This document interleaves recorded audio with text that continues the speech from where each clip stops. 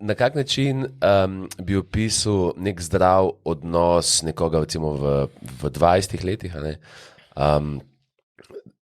ki ga ima s svojimi starši? Ker zdaj vidim tako več ekstremov. Ali recimo sem dostakrat na podcastih rekel, da če si 20 pa živiš pri starših, ta prva stvar, ki jo probi spremeniti, je, da greš na svoja, ne, boš težko odrastel, če boš imel ves čas nek support ali pa nek support staršev. Potem imaš pa drug ekstrem nekoga, ki se recimo nikoli ne sliši starši ali pa goji neko zamero, ki jo ne skomunicira. Na kak način bi ti opisal, da zgleda, ker se mi zdi, da je nekje pa 20 ali pa tam pa 18, 20 se zgodi ta velika sprememba v odnosu. Ti si še sin, hčerka, ne?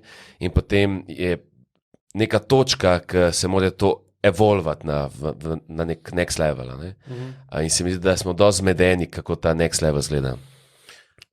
Glavni problem je, da veliko staršev ni sposobnih dovolj samo frustracije, da bi otroka odrezali stran od čustvene odvisnosti, da bi recimo prerezali popkovino. Ker pravi, ko gledamo, da imamo dva poroda. Prvi porod je, ko otrok prije na svet, drug porod je pa, ko gre otrok v svet. In zdaj, se pravi, bolečina pa napor, stres prvega poroda definira, ali bo ženska sposobna pa ali tudi drug porod opraviti primerno, da bo znala prenesti bolečino, da otrok jo zapušča, ker je odrasel ali pa odrašča, in s tem ga v bistvu prepreči, da bi otrok skrbel za njeno čustveno stabilnost. Zdrav odnos je, da otrok ne skrbi za čustveno stabilnost staršev. Da ni zveza med staršema odvisna od tega, koliko se otrok ukvarja z njima. Ali pokliče, ali ne pokliče, ali pride, ali ne pride. Ker tukaj je glavni problem, ker se ne prekine čustvena povezava med staršem pa med otrokom, pa otrok ne more razviti primerno čustveno povezavo z drugim. Odrasel otrok ne more razviti primerno čustveno povezavo z drugim odraslim, recimo otrokom, da bi ona dva ustvarila novo družinsko celico, ki bi bila dovolj neodvisna, da lahko v njej urejujeta potrebno. Ker običajno je tako, da ker čustven odnos med očetom pa mamo ni v redu, potem mora otrok intervenirati in poskušati dajati tista čustva, ki jih v družini manjka, tistemu, ki mu manjkajo. In potem on prevzame preveliko odgovornost za čustveno delovanje družine in potem je on v bistvu zelo pogosto najbolj zrel in odrasel v družini. In tako na individualni pridejo z dermatitisi ali pa podobnimi stvarmi, pa pridejo vsi trije, recimo otrok pa oba starša.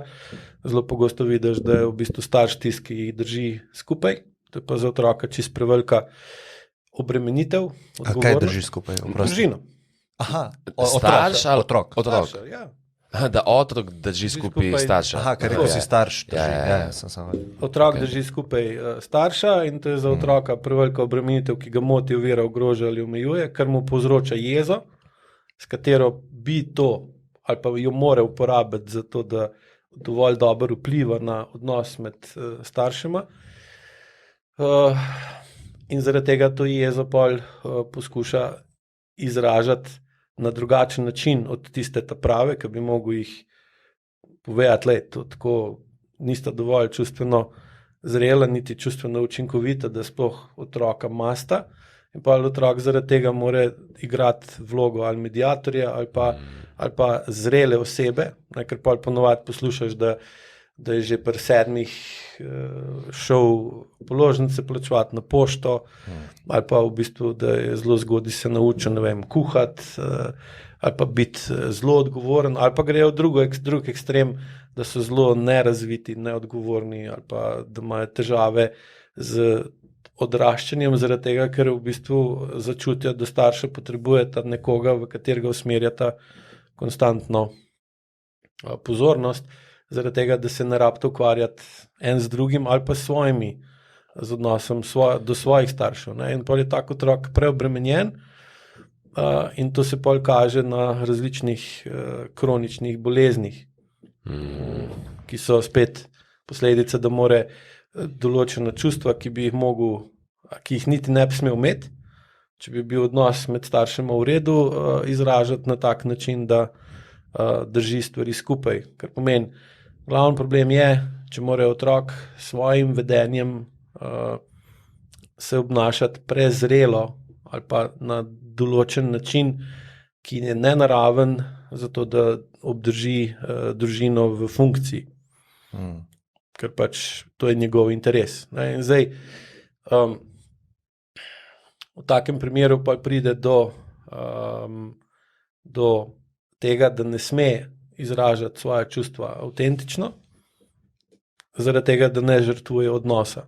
In pa razvije senzorno amnezijo, potem pride iz tega senzorno-motorna amnezija in potem pride iz tega kronična zakrčenost določenih mišičnih skupin, kar mu onemogoča spontanost in vodi v vedenje, ki ni učinkovito pri vplivu na situacijo v okolju. Ne. In tukaj, se pravi, ta odnos do staršev, ali pa odnos med staršem in otrokom bi mogel biti tak, da poteka suport od starša proti otroku, takrat, ko otrok to, se pravi, tako, ko je v maternici. Kdo je tam tisti, ki definira, kak bo starš imel odnos do njega? Zarodek. Ne? Zarodek, ko pač otrok v mami potrebuje določene stvari, jih zaprosi za njih in jih v bistvu od mame dobi. Ne more mama vplivati, kdaj ga bo prek popkovine hranila, pa koliko mu bo dala za jest, pa zdaj ne boš jedel, zdaj boš jedel, ampak je on šef.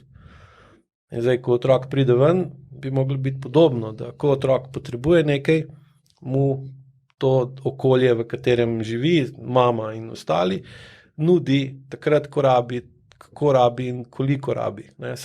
Problem pa je, da če hočeš, da ta sistem deluje, pa člani te družine, mama pa še posebej ne more imeti senzorno-motorne amnezije, ki pa ne more zaznati točno, kaj sploh otrok potrebuje.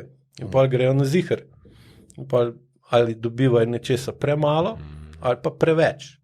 In to pa otroka vrže ven iz ravnovesja, ker pa pri otroku sproži različne reakcije. Ali je hipermobilen, ali je hipomobilen, ali preveč spi, ali premalo spi. Ogromen teh težav je, ki potem jih poskušajo reševati na zelo različne načine. Dejansko je pa cel čas problem v tem, da ni dovolj medsebojnega vpliva med družinskimi člani. Ja, jaz sem dostikrat, opažam ta drugi pol, ne, se pravi preveliko kontroliranje otroka, preveliko usmerjanje, pa strah, da se mu bo kaj naredil. Recimo čist primer, zadnjič smo bili v mestu in sem prvič videl otroka na štriku. Ja, to je zdaj popularno.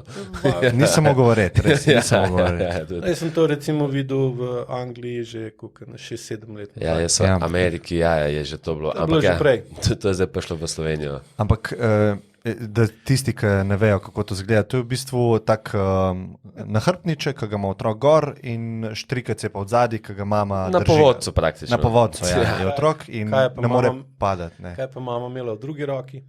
Ja, mobitel. Torbica, mobitel, ja.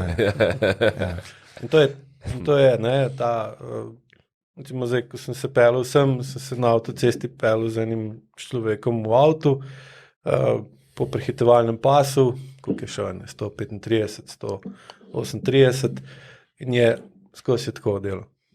Vsakih 2 do 3 sekunde je pogledal na mobitel. Pelil se je po prehitevalnem pasu, se pravi, in to je delal, mislim, kar dolg časa. In pa se vprašaš, ali je ta človek v parasimpatičnem stanju. Itak, da ni. In tudi, če tega človeka bi šel umirjati, bi rekel, lej, tip, imaš problem, zaradi tega te vrat boli, zaradi tega imaš povišen krvni tlak, zaradi tega imaš zmanjšano srčno variabilnost, imaš utrip v mirovanju povišen. Ok, vles se, dihaj. Sprost se. Ko se bi začel sproščati, bi rad živčen kanorc. Ker problem sproščanja je, da se zmanjša debelina oklepa, ne? In pa tisto, kar imaš pod oklepom, začne ven prihajati in ti vedno bolj prihaja v zavest. In pa se začneš zavedati, v kakšnem stanju sploh si. Pa si šokiran, rečeš, shit, to pa nisem jaz. Zato posežeš po stvari, ki te zamotijo v bistvu. Ne? To je klasično odvisno. Ja, ker če je razlika med tem, kaj imaš podzavesti kot tradicijo, pa med tem, kako živiš. Zdaj, če bi se z njim recimo pogovarjal, bi ga vprašal, kaj je njegov oče počel. Ali je bil trgovski potnik tako kot on, ki pač po avtu vidiš, da šiba nekam in je že ali bo ali ne bo, ne, in je nervozen. Pa bi vprašal, s čim se pa tvoj oče ukvarjal, najverjetneje bi dobil odgovor, da je nekaj čist druga počel.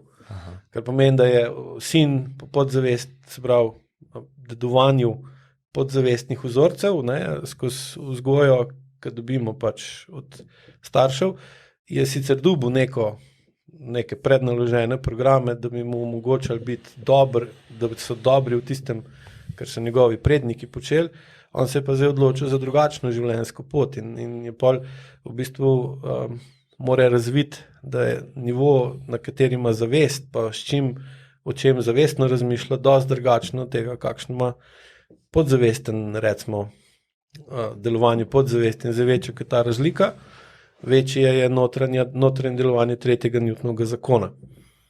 Zdaj, ko imaš ti noter zaradi tega pa velike energije, pa jo moraš nekam dati, se pa v bistvu obnašaš popolnoma neučinkovito.